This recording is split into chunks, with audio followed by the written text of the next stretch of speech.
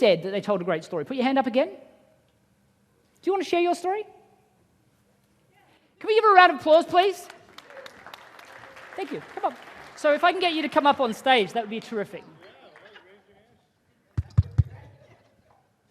Can we give her another round of applause? It takes a lot of confidence to come up. Thank you.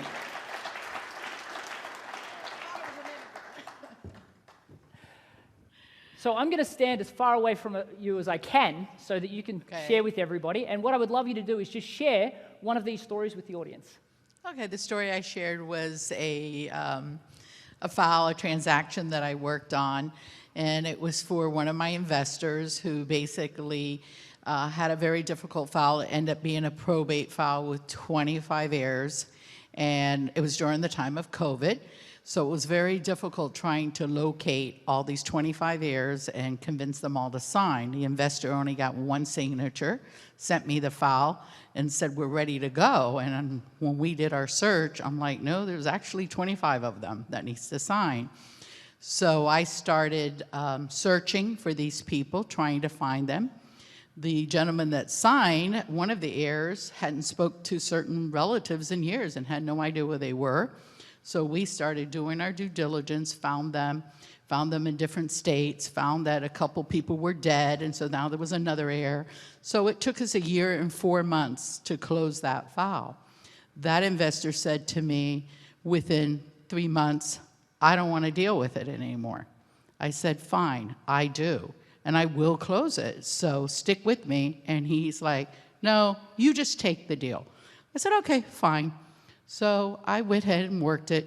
1 year and 4 months later, I called him up and I said, hey, do you still want that property? And he goes, what do you mean? I said, well, it's all clear, title's clear, we're ready to close. And he said, well, how much is it going to cost me? I go, the same. He goes, why? I said, I kept extending with the seller. I kept a good relationship with that seller and convinced them that this was a great price and that we already had all of the sellers already signed a warranty deed and signing it over already. All I needed to do was to close it now and for the investor to bring in the funds. And so to say the bottom line was he was going to make $30,000, but after COVID, we all know what happened with the market, and it started coming back, and the prices rocketed. So it was end up being $124,000 he made off of that by me hanging in the deal, you know, for 1 year and 4 months.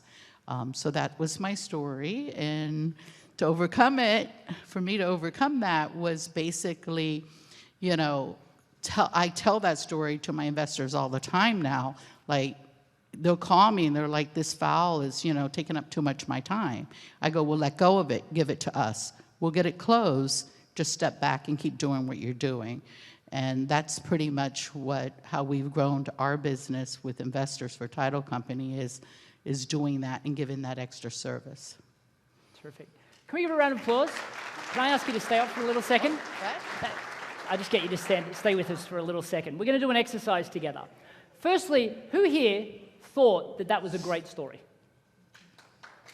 Give her another round of applause. It was a terrific story. Thank you. Thank you.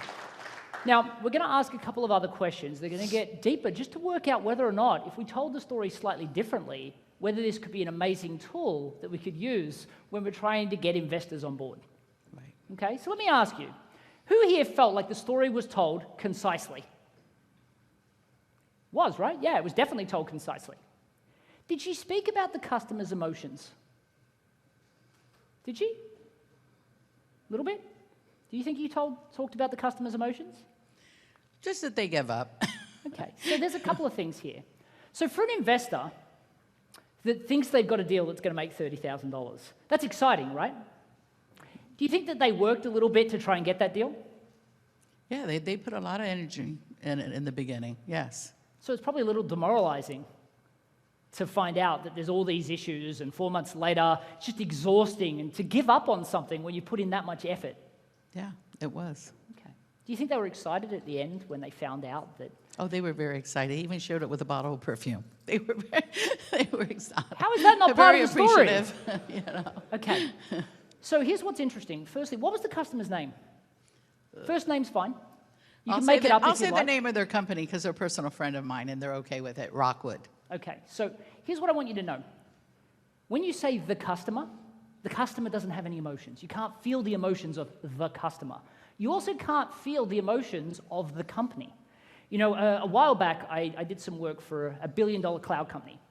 And when I do this, you know, when I was writing the story to deliver from stage, I got 7 of the salespeople in a room, and to say it was an interrogation would be an understatement. Like, I interviewed them over and over again about the details of the story. And at the end, and this was an amazing story about somebody, they came in, you know, the server had crashed, and they moved it into the cloud. And what was interesting is I said, what was the name of the customer? Because they didn't tell me. And as soon as they told me the name of the customer, I felt the customer's emotions a lot more, in a lot more depth. Now, so for you, if you don't feel comfortable with the customer's name and sharing that, that's fine. The customer doesn't care. Whoever you're talking to doesn't care if you're using the real person's name. But giving the customer a name makes them feel the emotions. So for today's purposes, let's call the customer John.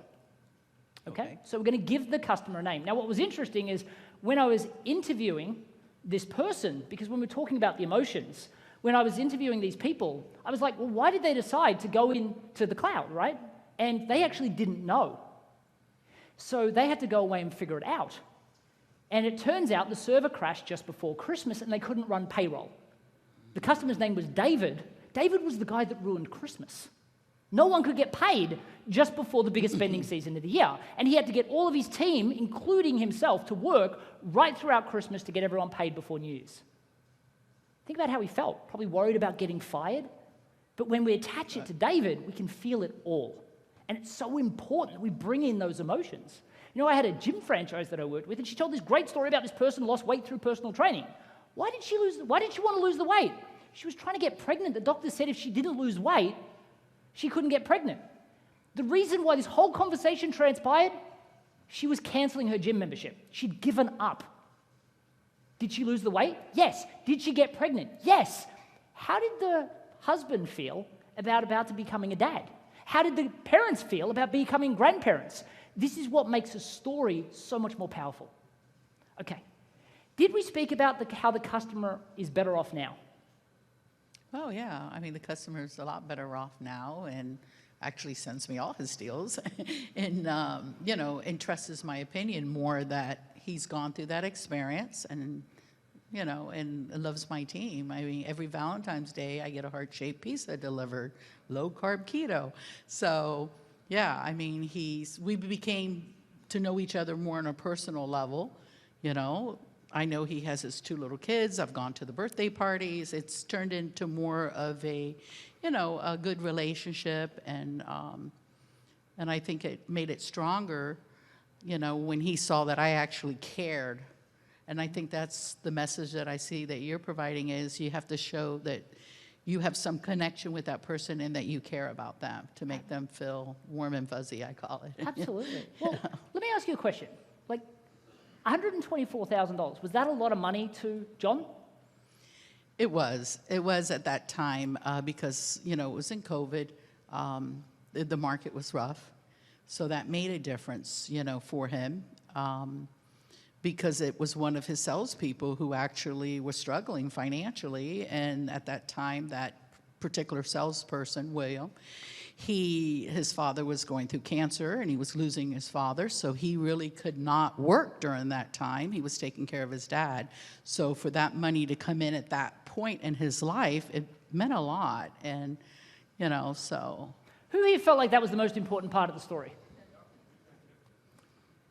So one of the funny things is most people just ignore that stuff because it's not really important, right? I'm sticking with you in the deal. That's what I want you to know about me. Who cares about us? We care about, what was the name of the sales rep? What? What was the name of the salesperson that was going through? William. We care about William, right? We care about John, we care about William, we care about what they were going through. So what's the moral of the story? Did she deliver a moral of the story? I think she did. We stick with you, we do the work, right? So if it's okay with you, I'm going to tell you the story back. Okay?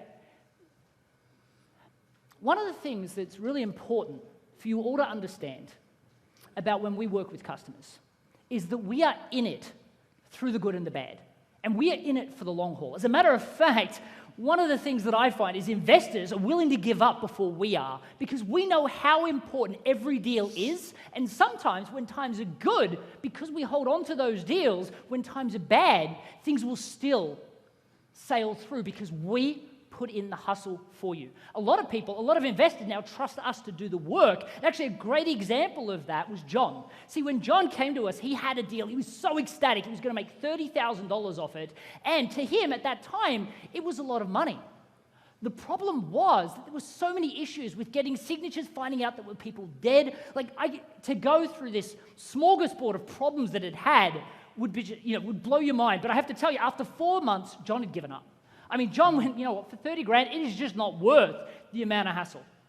And I said, look, John, I understand what you're saying, and I don't want to waste any of your time. However, I know that if we stick with this, if we just hold on to it, piece by piece, we will get this done, and I will get you that money. Is it okay if I just hold on to it and I do the work for you? Well, you can be hands off, and I'll just call you when it's done. John, in a little bit of disbelief, was, sure, I'm never going to hear from this person again, but sure, you can do it. Well, I have to admit, I actually bit off a lot because there were so many. I mean, it took us almost over a year to get this done. But we got all the signatures and we got the deal done. And I have to admit, when I called John, it was like I called him at exactly the right moment. See, because COVID had happened and times were pretty tough for John, but more than for John, his sales rep, William, had been going through some really tough times. I have to tell you, William's father had cancer and they were struggling to cover the bills. And he just didn't know where the money was going to come from. Well, it turned out, just like everyone knows about the properties at that time, during COVID, the properties went through the roof. This deal that was worth $30,000 was worth $124,000. I mean, John almost broke down when he found out. I mean, the difference this was going to make in William's life. And that's what I love to be part of. See, for me, I love doing the deals. I mean, I love this industry.